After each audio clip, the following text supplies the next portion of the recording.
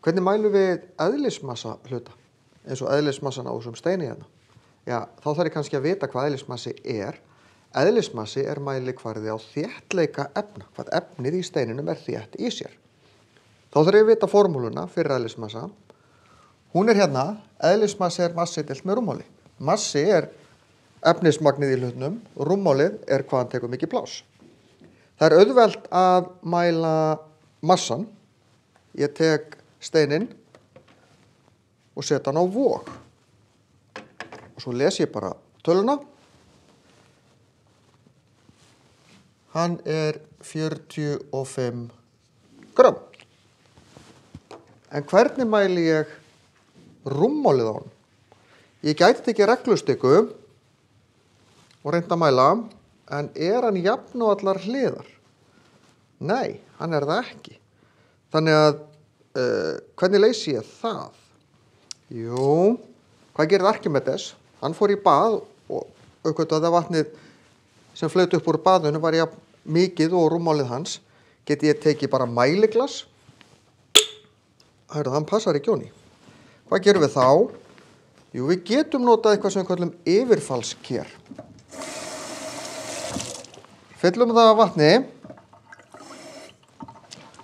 Látum leka úr því. Þurfum svona að passa að flestu dropandi séu komnir. Og síðan set ég steinin ofan í og mæli vatnið sem lekur út úr. Þannig get ég mælt rúmmálið á steininum, því að steinin ryður frá sér jafn miklu af vatni og plásið sem steinin tekur. Tökum svona meiri hlutan af þessu. Gætum þurft að bíða í smá stund ef ég ætla að bíða eftir alveg öllum dropunum. Látum þetta duga. Á ég að mæla þetta svona einhvern veginn? Nei, ég set mæliglasið á borð. Og þetta er 17 og þá þarf ég að lesa hvað er mæliglasið að mæla. Það er að mæla millilítra. Þannig að þetta eru 17 millilítrar. Það næsta sem ég geri er að slá þetta inn í vasareikni. 45 deilt með 17 gefur mér cirka 2,6. En 2,6 hvað? Ef ég skoða þetta betur sjáðu, hvaða einingar eru hér?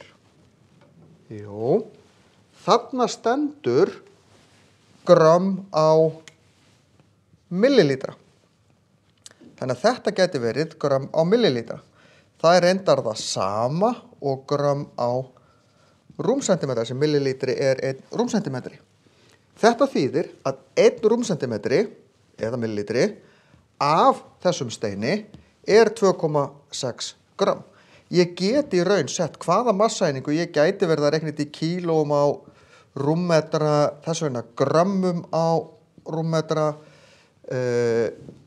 kíló á lítra.